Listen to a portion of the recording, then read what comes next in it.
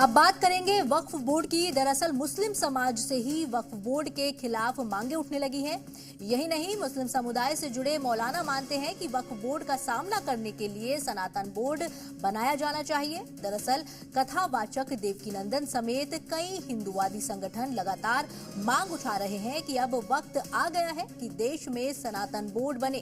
क्यों, इसकी वजह भी जान लीजिए।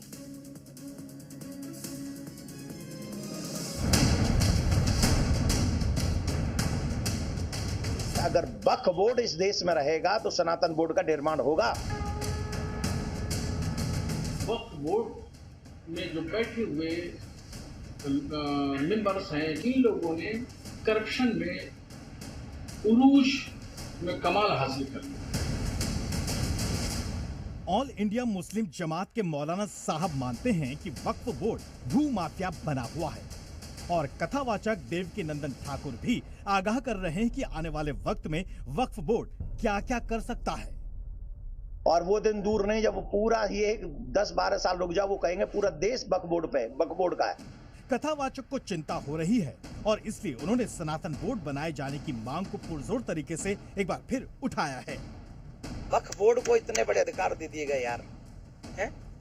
कितने अधिकार हैं? तुम्हारी सरकार पे उतने अधिकार नहीं जितने वक्फ बोर्ड को तुमने अधिकार दे दिए। उस पे तो कोई नहीं बोलता और धर्माचार्यों को तुम बोलने से रोक रहे हो। दिलचस्प बात यह है कि इस मांग पर ऑल इंडिया मुस्लिम जमात से मौलाना साहब भी हाँ में हाँ मिलाकर वक्फ बोर्ड को कोस रहे हैं। वक्फ बोर्ड में जो बैठे हुए मेंबर्स हैं, चेयरमैन हैं या संबंधित अधिकारी हैं, इन लोगों ने करप्शन में उरूज में कमाल हासिल कर लिया और जमीनों को खुर्द-बुर्द करने लगे। इस बीच आरएसएस के सरकारवाह भी वक्फ को लेकर विशेष साजिश की बात कर रहे हैं। देखिए 2013 तक का इसमें विशेष समस्या नहीं थी। ये अमेंडमेंट जो 2003 में यूपीए सरकार के समय हुआ, ये बहुत, देखिए उन दिनों में बहुत सारे ऐसे हुए थे। विशेष साजिश के तहत, योजना के तहत ये विचार एक के बाद एक आने का प्रयत्न हुआ था। साफ है वक्फ के कामों की पारदर्शिता पर गंभीर सवाल उठते रहे हैं, इसलिए संघ और धर्म गुरुओं में इस बात को लेकर चर्चा गर्म हो रही है। साथ ही सियासी गलियारों में भी सनातन बोर्ड को लेकर पक्ष विपक्ष में तीखी बहस छिड़ गई है। देवकीनंदन ठाकुर हमेशा प्रवचन देते हैं, उसी काम को करना चाहिए उनको, इससे आगे नहीं बढ़ना चाहिए, सरकार का काम है। देखिए, जिस तरह से सनातन धर्म के लिए हमारे गुरु हमेशा चिंतित रहते हैं और सुझाव देते हैं, ये बहुत अच्छा सुझाव है। इस पे चर्चा होना चाहिए, विचार होना चाहिए।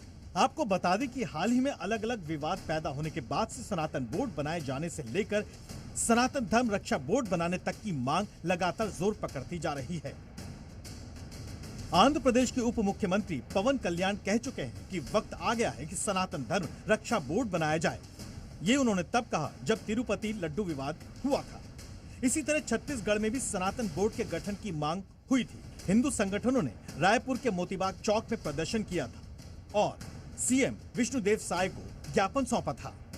खाटू श्याम जी में भी पुजारी महासंघ ने पुजारी प्रोटेक्शन बिल और सनातन बोर्ड के गठन करने के लिए कई बार मांग उठाई है।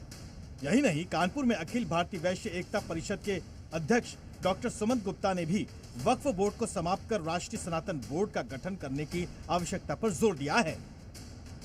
देखना यह है कि वक्फ बोर्ड की तरह क्या कभी ऐसी कोई संभावना निकट भविष्य में दिख रही है ताकि सनातन बोर्ड का गठन कर वक्फ बोर्ड की सनातनी काट निकाली जा सके। ब्यूरो रिपोर्ट, जी मीडिया।